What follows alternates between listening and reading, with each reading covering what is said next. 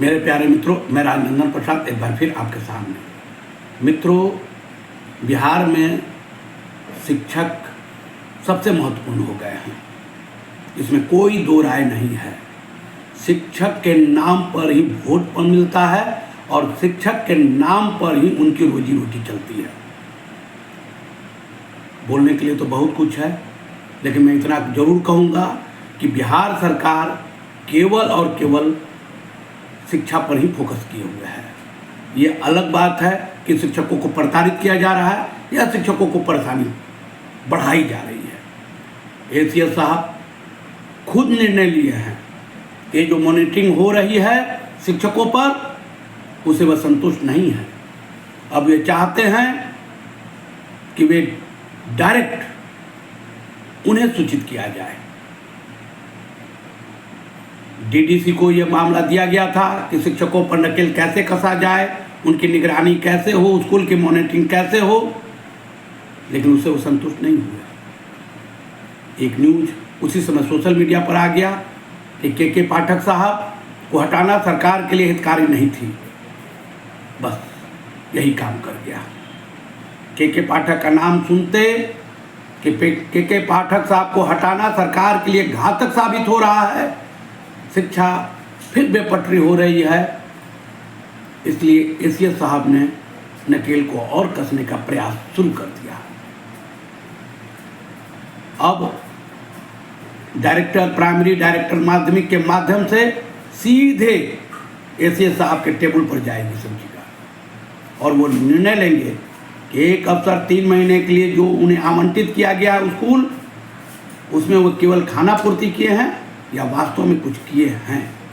सरकार अब देखना चाहती है, खासकर एसीएस साहब।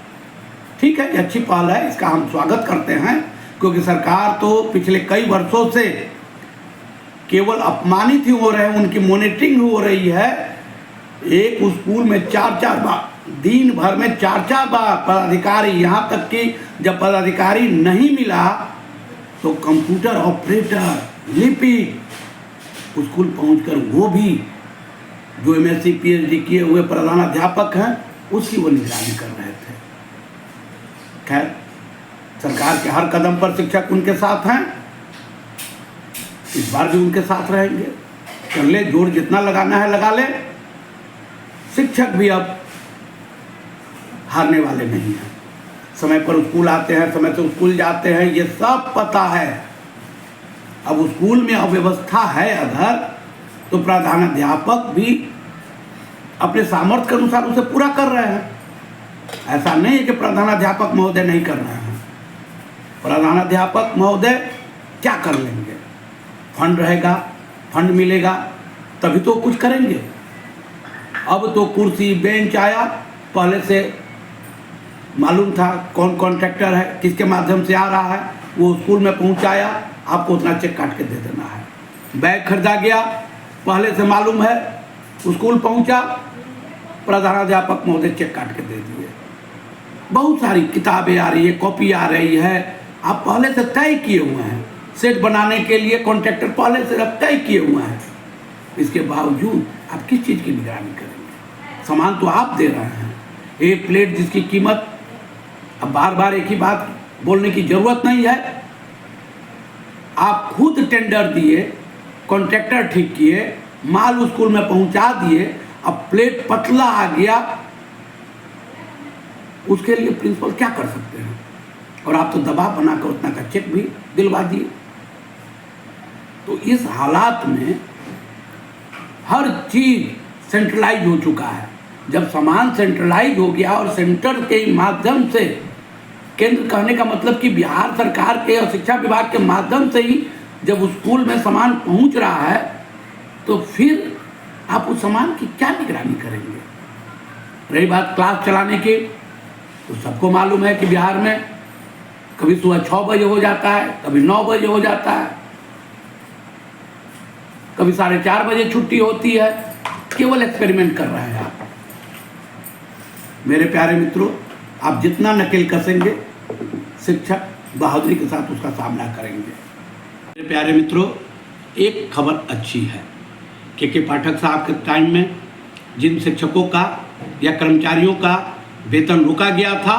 स्पष्ट शब्दों में पत्र निकल चुका है कि किसी भी कर्मचारी शिक्षक का वेतन नहीं रोकना है और आगे से इसका ध्यान भी रखना है कि शिक्षक और कर्मचारियों का वेतन किसी भी परिस्थिति में न रोका जाए। हाँ, कोई मामला बनता हो जिस मामले के तहत वेतन रोकना आवश्यक हो तभी रोका जाए, अन्यथा नहीं रोका जाए।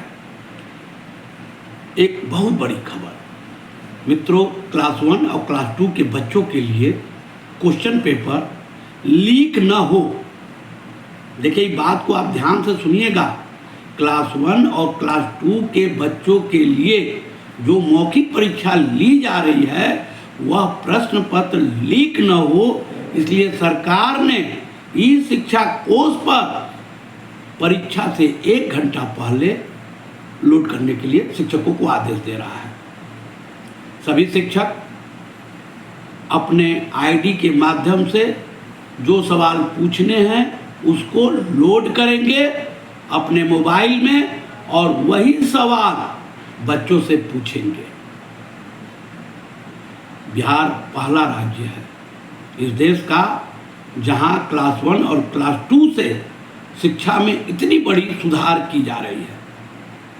विदेशों में ये प्रक्रिया है या नहीं है ये तो मुझे मालूम नहीं, लेकिन भारत में शायद बिहार पहला प्रदेश होगा जहां क्लास 1 और क्लास 2, हाँ, स्वीडन एक देश है जिसके बारे में मैंने पढ़ा था कि स्वीडन में बच्चे जो कमज़ोर होते हैं उस पर सबसे ज़्यादा शिक्षकों का फोकस होता है। जो तेज विद्यार्थी होते हैं उन पर तो फोकस रहता ही है, लेकिन सबसे ज़्यादा फोकस जो कमज़ोर बच्चे होते हैं उनकी क्लासेस अधिक लगती है और शिक्षकों को हिदायत रहता है कि आप बच्चों पर पूरा ध्यान दें। उसी तरह से बिहार भी उसी पैटर्न को लागू किया है और क्लास 1 और क्लास 2 के लिए इस शिक्षा कोष के माध्यम से क्वेश्चन पूछे जाएंगे और उसको परीक्षा से 1 घंटा पूर्व शिक्षक डाउनलोड करके सवाल पूछेंगे। ये अच्छी खबर है। मेरे प्यारे मित्रों,